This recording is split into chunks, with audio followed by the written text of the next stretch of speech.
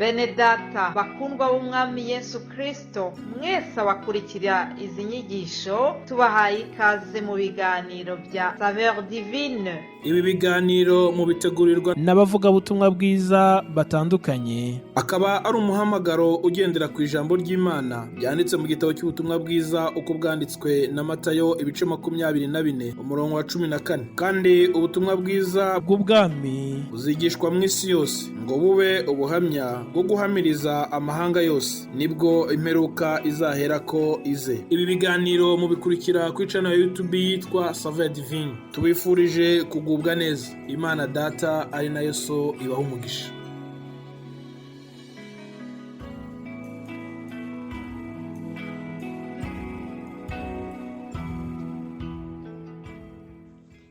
Yesu ashimwe bene data, amahoro y'Imana abe muri mwebwe.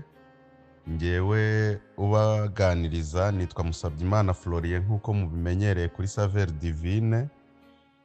Mbanje kubifuriza umwaka mushya muhire. Ngize amahirwe atangaje yo kugira ngo dusangire ijambo ry'Imana kuri uyu munsi wa kabiri w'umwaka wa 2025. Dufite amashimwe. Ijambo dufite ni rimwe gusa, niryo gushima kubw'imirimo Imana yakoze. Imana yarabarinze, natwe iraturinda kandi n'ubikomeje kuturinda. Ijambo ry'Imana ravuga ngo iyaturokoye urupfu rukomeye rutyo, n'uyu munsi iracyaturokora kandi twizeye ko izakomeza kuturokora. Imana y'amahoro rero ibishimiraho umuherereye mwese abumva iri jambo ry'Imana rinyura kuri uyu murongo wa Saveur Divine. Imana ikomeze iduhana umugisha mwinshi, kandi abifuriza kuzabona iby'umwanzi yabanyaze byose, ndetse n'indishyi z'akababaro kabyo, kuko Imana ijya ibikora. Reka rero twihuse dusangire ijambo ry'Imana, kubera ko tuba dufite umwanya mutoya wo kuganira no kungurana inama ku by'urugendo rujya mu ijuru. Tuganire mu ijambo ry'Imana dusanga mu gitabo cy'Itangiriro ibice 9 umurongo waho wa 9. Umutwe w'amagambo wenda ntituwutindaho cyane, ariko uravuga ngo Imana isezeranira Nowa isezerano. Hanyuma umurongo wa 9 uravuga ngo ubwanjye nkomeje isezerano ryanjye namwe n'urubyaro rwanyu ruzakurikiraho, n'ibifite ubugingo byose muri kumwe, inyoni n'ibisiga n'amatungo n'inyamaswa zo mu isi zose hamwe namwe, ibisohotse mu nkuge byose, inyamaswa zo mu isi zose.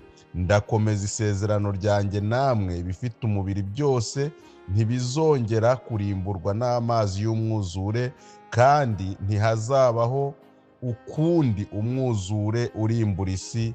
Imana ishimwe cyane. Bene data, nifuje ko tuganira ku isezerano, ijambo bita isezerano. Umuririmbyi we yararirimbye ngo amasezerano yose uko Imana yatanga yakomejwe n'amaraso y'umwami Yesu Kristo. Iri ni isezerano Imana yahaye Nowa ubwo yari amaze kunyura mu bintu bikomeye cyane nk'ibyo tujya tunyuramo, ariko buriya Imana ibifite icyo yatuvuzeho, kubera ko Imana yatumenye tutaraba urusoro. Umuntu ataratekereza, ababyeyi bawe bataratekereza guhura, Imana yabahuje. Impamvu ya mbere yari yo kugira ngo wowe uzaboneke. Impamvu ya mbere yatumye ababyeyi bawe bahura kwari ukugira ngo uzaboneke, kandi impamvu yatumye ubaho kugeza iki gihe kwari ukugira ngo uzumvire ijambo ry'Imana, uzumve ubu butumwa, uzumvire isezerano.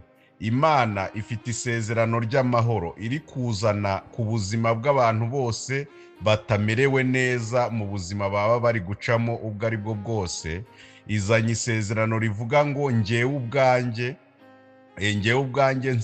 ndasezeranye, njyewe ubwanjye ndagusezeranije, kandi ibintu ngusezeranije ni ibintu bizakora, kandi bigakora kuri wowe, bigakora ku by'iwawe, mu nzu iwawe, kandi ibi ngibi mbisezeraniye imbere yawe, kandi ndabikomeje. isezerano rero Imana iduha ni isezerano ikomeza ku buryo nta wapfa kurivogera uko yiboneye.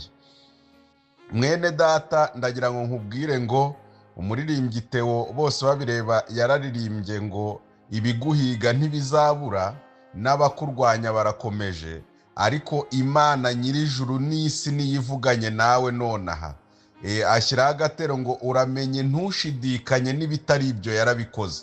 Mu by'ukuri dufite ibihamya byinshi byinshi byinshi birenze 1000 byerekana kugira neza kw'Imana. Imana igitabara abantu bari mu kaga, igikiza abarwayi barembye, igikiza abantu aksida zabaye zidekaraye. Imana ijya yomora inguma umuntu yarakomerekejwe cyane. Imana igishumbusha umuntu ibintu bye byaragiye.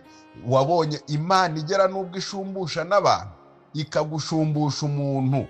Yabikoze kwa Yobu abana inkuru zikamugeraho ko abana bapfiriye rimwe, ariko Imana iza kumushumbusha, imushumbusha abantu. Imana ishumbusha umuntu abantu ntabwo yabura kugushumbusha ibintu, kubera ko ibiri mu isi byose, ibyuzuye mu isi byose ni iby'Uwiteka. Umva isezerano rero, iri sezerano ni isezerano ry'amahoro. Imana iri gusezeranya umuntu wese wumva iri jambo. Imana ifite umugambi wo kugirira neza abantu b'Imana.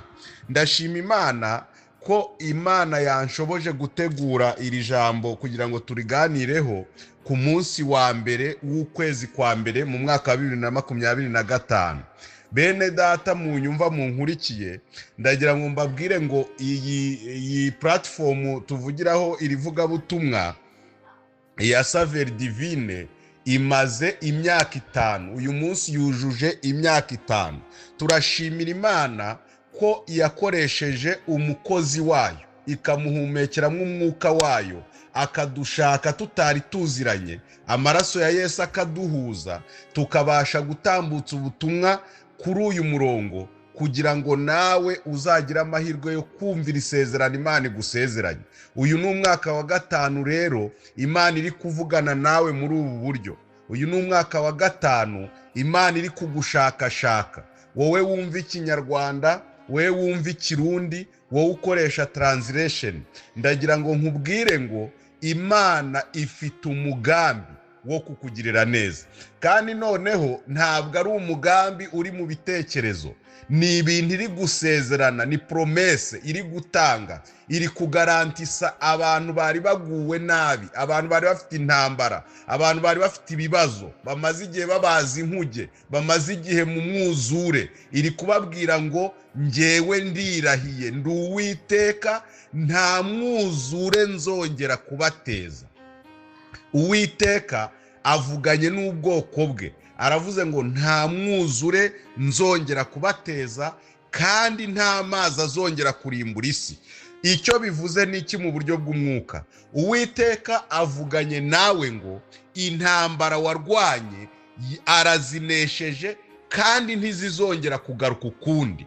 Kandi Bibiliya ikatubwira ngo hahirwa umuntu wizera ibyo yabwiwe n'Imana byose adashidikanya. Kwizera ni kwizera ni ukumenya neza ibyiringirwa udashidikanya ko bitazaba. Mu by'ukuri abantu babeshwaho no kwizera.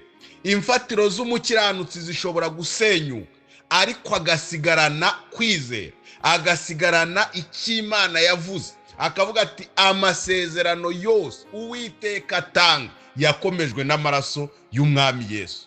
Nuko rero nanjye mbakomeje muri iri jambo mbabwira ngo Uwiteka wampamagaye akampa kuvuga ubutumwa bwiza, abantumyeho ngo nkubwire ngo humura, ibiguhiga bizanyura ibumoso uca iburyo, kubera ko Uwiteka ari we ugutambukije, kandi agutambukanyije imbaraga nyinshi n'ubudahangarwa n'uburinzi bw'Imana.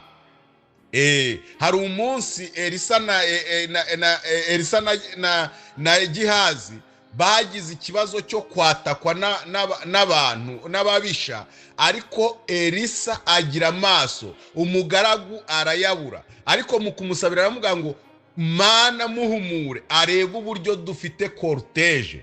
Imana yohereje uburinzi budasanzwe butameze nk'ubw'abantu, kuko ubw'abantu burashira, ingoma zirimuka, ziratsindwa, zikavaho hakaza izindi, ariko uburinzi bw'Imana buhoraho iteka ryose. Imana rero irabukoherereje, bwakire muri uyu mwaka wa 2025, uvuge ngo njyewe Uwiteka yavuganye nanjye ntangira ko ninkomeza uru rugendo mwiringira azansohoza nkarurangiza amahoro. Imana yo mu ijuru ibaha umugisha.